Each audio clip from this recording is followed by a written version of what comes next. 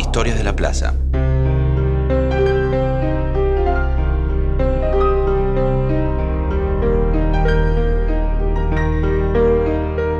La Plaza de Mayo es el lugar de la escenificación de los sinsabores del drama argentino. Ha sido siempre el escenario, el lugar de acontecimientos históricos. Es un lugar de memoria en sí mismo. La Plaza de Mayo es el lugar donde se visualiza la disputa de poder. La plaza porque pasa gente, la plaza porque podés informar, la plaza porque podés gritar. No es propiedad de nadie, es propiedad de todos. Así que esta es una plaza de la democracia. Hoy la plaza es de todos. La ocupa quien quiera ocuparla y quien tenga algo que decir, si quiere decirlo.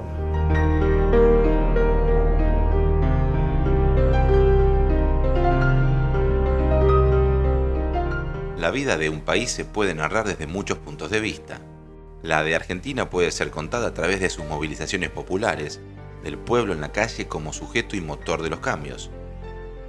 Plaza Mayor, Plaza de la Victoria, Plaza de Mayo.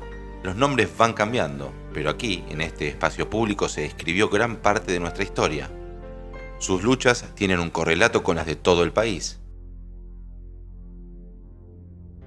Frente al Cabildo, el pueblo exigió saber de qué se trataba en mayo de 1810.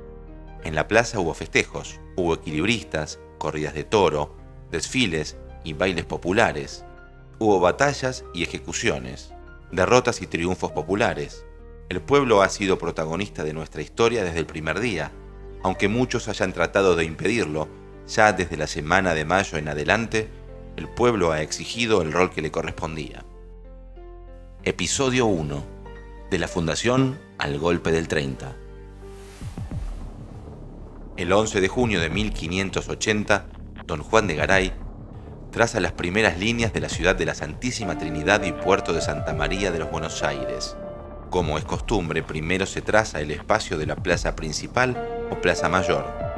Alrededor de ella se ubican el cabildo, la iglesia que luego sería catedral, los terrenos que el propio fundador reserva para sí y mirando hacia el río, el fuerte. Buenos Aires es un puerto que no está autorizado para comerciar, sin embargo, fue un puerto de salida parcial y a través del contrabando comerciaban casi libremente con la complicidad de las autoridades. Pero lo que tiene de particular esta sociedad colonial es precisamente esta convivencia, en una sociedad compleja y multiétnica, con presencia de africanos esclavizados, con presencia de grupos indígenas, que tanto los que conocemos como pampas como tubichamíes, sumado a un montón de europeos de otras nacionalidades, no necesariamente españoles. La ciudad se fundó alrededor de la plaza. Lo primero que se hizo fue establecer los puntos y se loteó alrededor de la plaza. Generalmente están las autoridades, en este caso el cabildo, las autoridades políticas, digamos, o municipales, fuerte, que originalmente era un fuerte muy precario, pero que se va a ir construyendo de a poco, y la catedral se instala también frente a la Plaza Mayor. La primera plaza era más pequeña de lo que nosotros la vemos, se llamaba en ese momento la Plaza Mayor, que respondía al planeamiento urbano que tenían los españoles en las ciudades que fundaban. No era un lugar parquizado, era un hueco, digamos, un terreno sin edificación, donde se hacían actividades comerciales. La plaza es un centro de difusión de las noticias.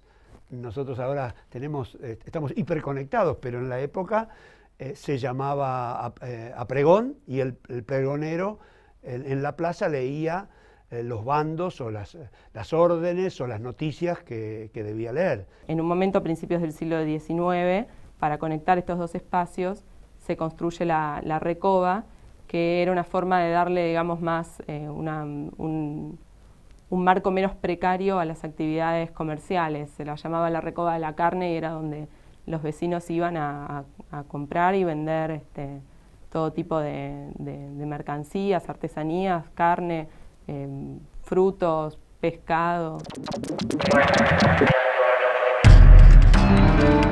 Buenos Aires crece. En 1806 ya la habitan 45.000 personas y la plaza sigue siendo una plaza como tantas otras de las colonias españolas en América, tranquila y apacible, provinciana. Pero en 1806, 1.600 hombres en 10 barcos de guerra desembarcan en la zona de Quilmes. Son tropas británicas que 3 días después, casi sin resistencia por parte de las autoridades españolas, toman el fuerte de la ciudad. Santiago de Liniers, en Montevideo, y Martín de Álzaga y Pueyrredón en los alrededores comienzan a reclutar milicias en secreto. El 12 de agosto se combate en plena Plaza Mayor. La rendición se firma 2 días después y quienes han logrado la conquista son ahora conscientes de su fuerza. Cuando un año después un contingente británico mucho mayor intenta una nueva invasión, es rechazado en masa. En un cabildo abierto se destituye al virrey Sobremonte de cobarde actuación ya durante el primer ataque. La plaza y la gente ya no serán los mismos. Se renombran calles para homenajear a quienes lucharon contra los ingleses, y la propia plaza pasa a llamarse de la Victoria. La plaza ha nacido a la política, y el pueblo también. En 1810, como todos sabemos desde la escuela, la plaza fue realmente protagonista de la historia argentina. El viernes 18 de mayo, el pregonero anuncia en la plaza que Fernando VII es prisionero de Napoleón. Se suceden los cabildos abiertos. El virrey Cisneros y los partidarios de la colonia intentan cambiar algo para que todo siga igual. Frente al cabildo, unos 600 hombres encabezados por Domingo French y Antonio Beruti siguen atentamente las reuniones, dispuestos a todo para lograr la renuncia del virrey. Finalmente, el 25 de mayo se forma el primer gobierno patrio. No es toda la Plaza de Mayo donde se reunieron los patriotas, se reunieron frente al cabildo, o sea, en una de las mitades. Se puede decir que fue el primer movimiento de expresión de lo que se llamaban en esa época los vecinos. Apenas un año después de la revolución, el gobierno revolucionario convoca una fiesta popular en la plaza y anuncia los planes para erigir allí una construcción de ladrillos parecida a un obelisco que con el tiempo se conoce con el nombre de Pirámide de Mayo.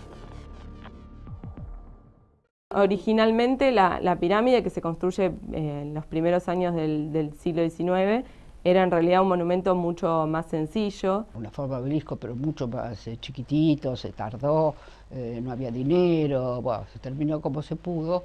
Y además estaba ubicado en otro lugar, estaba ubicado casi frente al Cabildo. Era un obelisco en el que se daba gracias al pueblo de Buenos Aires. Era el 25 de mayo de Buenos Aires. Ese 1810 fue porteño. En los primeros años de la Revolución, la plaza es el centro de las noticias y los cambios. Allí se anuncian los triunfos contra los realistas. A la plaza marcha San Martín con sus granaderos, exigiendo la renuncia del primer triunvirato. Y coincidiendo con el tercer aniversario de la Revolución, la Asamblea del año 13 manda a quemar los instrumentos de la recién abolida tortura en Plaza de la Victoria. En 1815, la plaza ve ondear por primera vez en el fuerte la bandera creada por Belgrano, y el 13 de septiembre de 1816 se festeja la jura de la independencia. En los años siguientes, los conflictos de intereses entre Buenos Aires y el interior irían en aumento. El país se divide entre unitarios y federales, y la plaza es testigo de esas luchas. El lugar que ocupa la Plaza de Mayo, aún atravesada por la Recoba, durante los años del conflicto entre unitarios y federales, entiendo que no tiene la principal relevancia que quizá tuvo en otra época, fundamentalmente en el siglo XX la plaza, ¿no? Y era constante el temor a cualquier ataque podía venir desde el interior, como efectivamente sucedió, fue cuando llegaron a Buenos Aires, y en un gesto que además es significativo, ataron los famosos caballos a las rejas. Esos caudillos, Estanislao López y Francisco Pancho Ramírez, que al momento cúlmine de la llamada anarquía del año 20, lo que hacen es atar sus caballos a la pirámide de Mayo. Digo que tuvo mucho más de mítico, tuvo mucho más de imaginario temeroso de la población de Buenos Aires respecto de lo que significaba la llegada de la barbarie, bien del interior, así llamada barbarie del interior, sobre la culta ciudad La Atenas del Plata, Buenos Aires. En la catedral se realizan las exequias de Dorrego, fusilado por Lavalle. Rosas se convierte en el hombre fuerte de la Confederación y aunque su gobierno se ha trasladado a Palermo, la plaza y sus alrededores son testigos de hechos históricos, como el enjuiciamiento de los hermanos Reinafé, acusados de asesinar a Facundo Quiroga. Ahora, durante todo ese periodo, digamos, pasamos por el año 20 y los caudillos en la plaza y la época de Rosas, que la plaza fue menos central en el plano simbólico de lo que había sido antes y de lo que fue después. La Plaza de Mayo del conflicto entre federales y unitarios no estuvo tan llena de multitudes, salvo que entendamos algunas fiestas organizadas por el propio Rosas, que convocaba a la plaza, y en la plaza se realizaban maravillosos bailes populares, entretenimientos, casi algo más circense que político duro, estricto. Rosas dejó, ¿no? Vivió en el fuerte donde habían vivido todos los gobernadores de Buenos Aires y se fue a Palermo. Entonces él un poco descentró al poder porteño, lo mandó, fue un poquito afuera. El 4 de febrero de 1852, un rumor cobra fuerza en la plaza. Rosas ha sido derrotado en Caseros. Unos días después, el general Urquiza entra triunfante al frente de sus hombres. En la plaza lo espera una gran orquesta y un arco triunfal, pero pronto se produce una nueva ruptura. Durante 10 años Buenos Aires es un estado independiente, que en 1854 jura frente a la catedral su propia constitución. Los porteños que habían sido rosistas, pero que de repente se descubrieron antirrosistas de la noche a la mañana, como se los recordó Urquiza, quisieron poner a tono lo que era la ciudad y la plaza, y otras cosas también, con la imagen de una ciudad moderna y acorde con los tiempos, con el proyecto que ellos tenían. Fue un gran momento de ímpetu urbano, y se pusieron los bancos, se plantaron árboles, se hicieron una cantidad de mejoras en la plaza. En el 53, que fue la época que también se mejoró la Casa de Gobierno, se empezaron a crear los teatros. En 1856 se planea una remodelación del monumento, se lo agranda, se le incorporan las 4 estatuas que después son reemplazadas por otras y que a su vez después estas otras son las que son trasladadas finalmente a donde están hoy, que es enfrente del atrio del convento de San Francisco. Se le coloca la escultura que representa la Argentina en la cima, y hacia 1855, teniendo en cuenta también que la actividad portuaria de Buenos Aires había incrementado muchísimo en este nuevo contexto mundial y este nuevo rol que tomaba la Argentina de mediados y fines del siglo XIX, se construyó este mega edificio, la aduana del arquitecto Eduardo Taylor, un edificio de grandes dimensiones con galerías que conducían al río, eran por donde accedían las mercaderías y los pasajeros.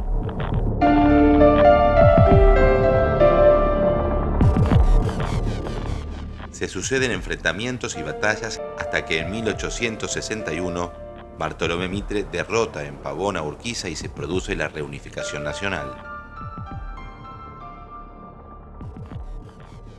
La Plaza de Mayo, poco a poco, recupera su protagonismo.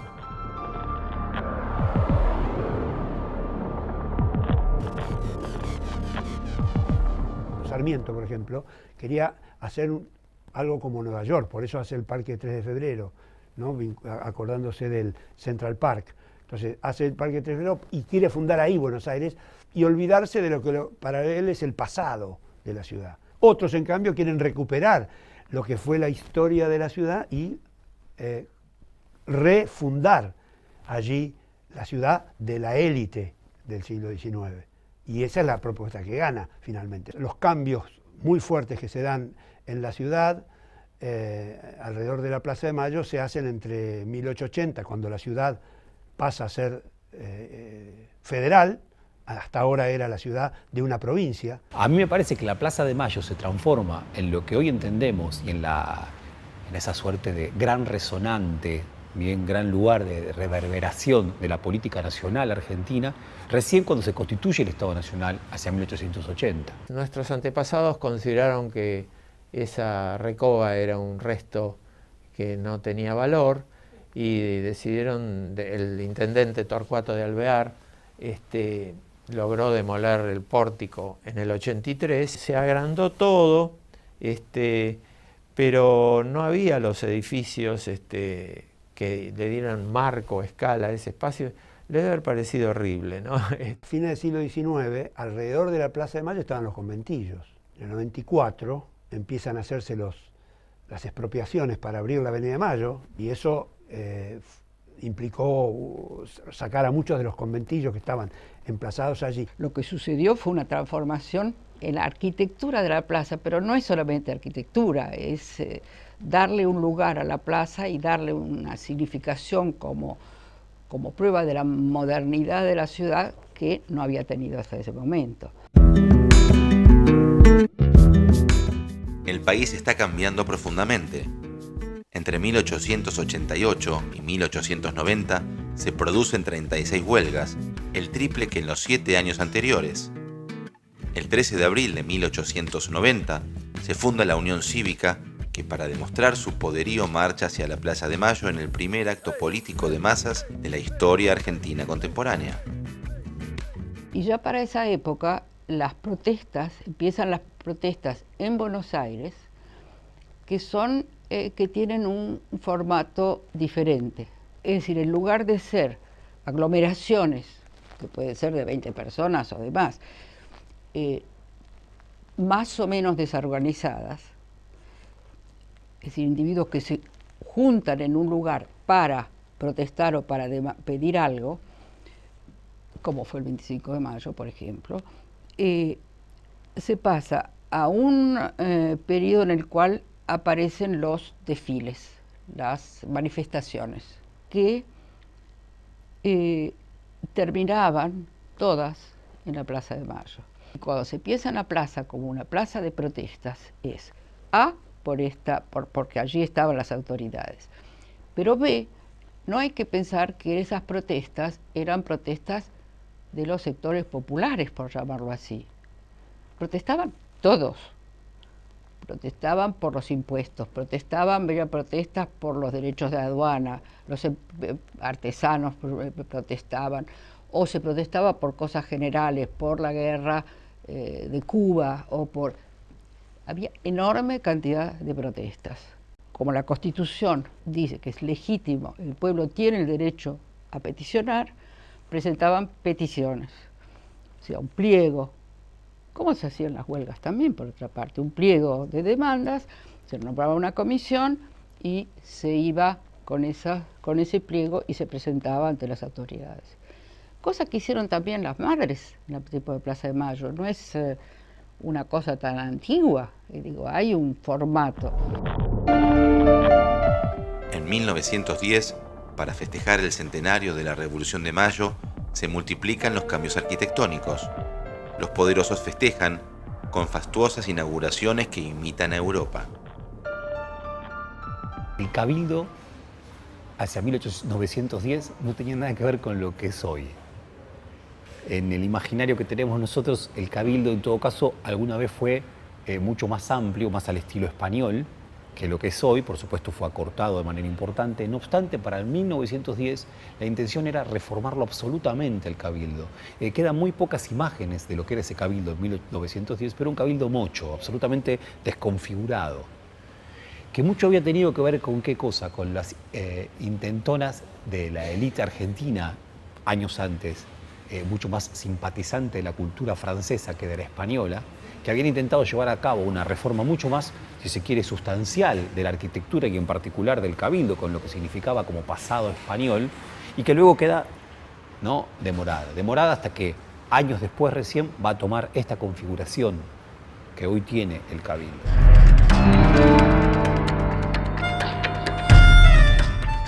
En la Casa Rosada se suceden presidentes que han llegado a través de elecciones donde las mayorías son proscriptas. Diferentes sectores, entre los que se destaca el irigoyenismo, vienen luchando incluso con rebeliones armadas contra la exclusión de las mayorías. Finalmente, en 1916, la Argentina tiene sus primeras elecciones libres y sin fraude.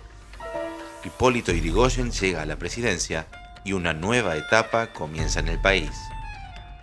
Con Yrigoyen no se nota demasiado porque Yrigoyen no habla en público, prácticamente, como ustedes saben, ¿no?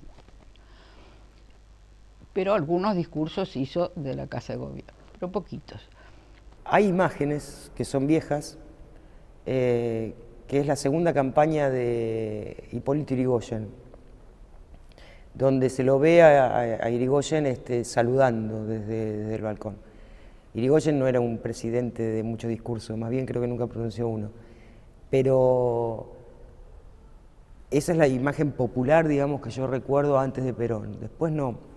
Sí, la plaza era un lugar donde los 25 de mayo los presidentes se trasladaban de la Casa de Gobierno a la catedral caminando para ir al Te Deum.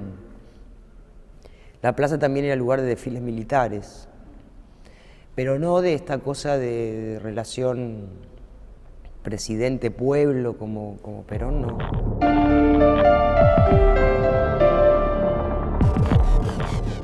La segunda presidencia de Yrigoyen está marcada por la crisis económica mundial.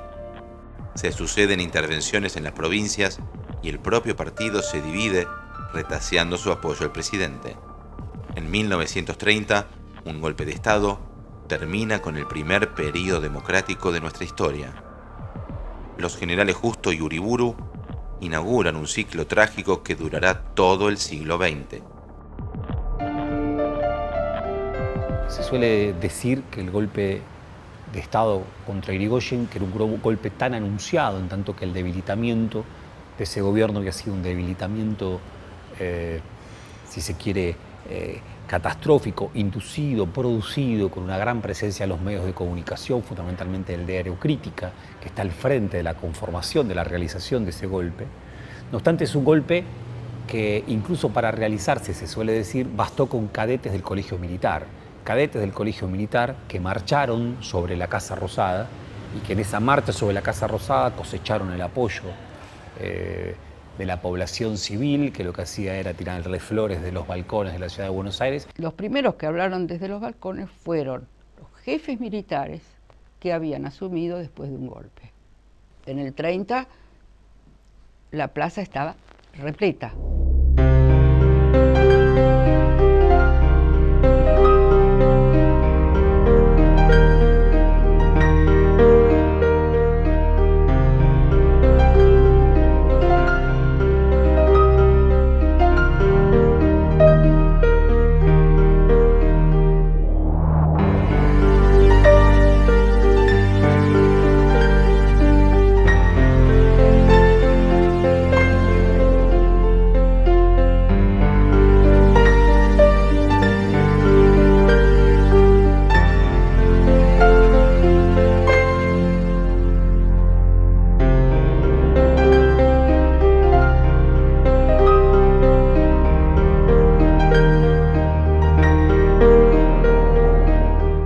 Me dijo una cosa, algún día te vas a acordar de esto, es parte de la historia.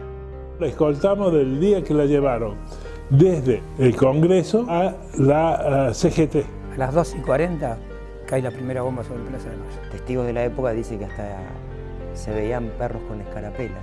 Entre el 55 y el 73, la política se desplaza de la ciudad de Buenos Aires al interior de la Argentina. Y la plaza era una fiesta, ¿no? Y nadie en ese momento pensó que esa fiesta iba a durar poco.